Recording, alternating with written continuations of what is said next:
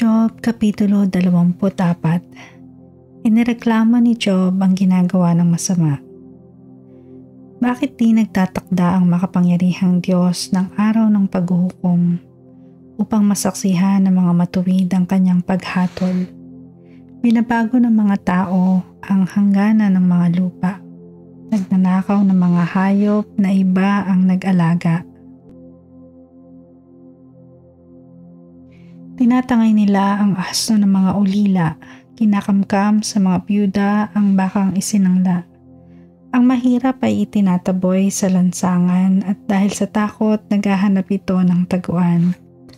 Kaya ang dukha tulad ng asnong mailap, hinahalughog ang gubat, mapakain lang ang anak. Gumagapa sila sa bukid na hindi kanila. Natirang ubas na mga masasama pinupulot nila. Kanilang katawan ay walang saplot. Sa lamig ng gabi wala man lamang kumot. Nauulanan sila doon sa kabundukan. Mga pagitan ng bato ang kanilang silungan. Inaalipin ng masasama mga ulila. Mga anak ng may utang kanilang kinukuha. Hubad na pinaglalakad ang mga mahirap, labis ang gutom, habang sila'y pinapagapas. Sila ang nagkakatas ng ubas at tulibo, ngunit di man lamang makatikim ng alak at langis nito. Mga naghihingalo at mga sugatan sa loob ng lungsod ay nagdadaingan, ngunit di pa rin pansin ng Diyos ang kanilang panawagan.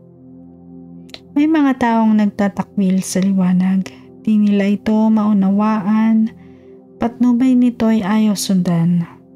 Bumabangon ang mamamatay tao sa madaling araw at ang kawawang dukhay kanyang pinapaslang. Pagsapit naman ng gabi siya ay nagnanakaw. Nakikiapid ay naghihintay na dumilim. Nagtatakip ng muka upang walang makapansin. Kung gabi naman sumasalakay ang mga magnanakaw, ayaw nila sa liwanag kaya't nagtatago pagsikat ng araw. Liwanag ng araw ay kanilang kinatatakutan, ngunit di sila nasisindak sa matinding kadiliman. Sinabi ni Zophar, ang masamang tao ay tinatangay ng baha, sinumpa ng Diyos ang kanilang lupa.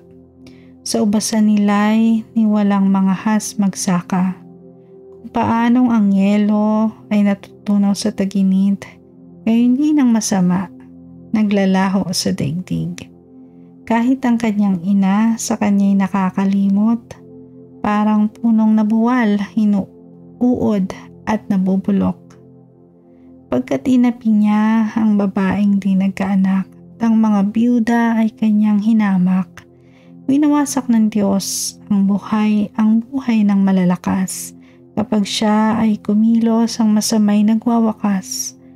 Hayaan man ng Diyos na mabuhay ito ng tiwasay. Sa bawat sandali, siya'y nagbabantay. Umunlad man ang masama, ngunit panandalian lamang. Natutuyo rin tulad ng damo at halaman. Parang bungkos ng inani na binunot sa taniman. Kasinungalingan ba ang sinasabi ko? Sinong makakapagpatunay na ito'y di totoo?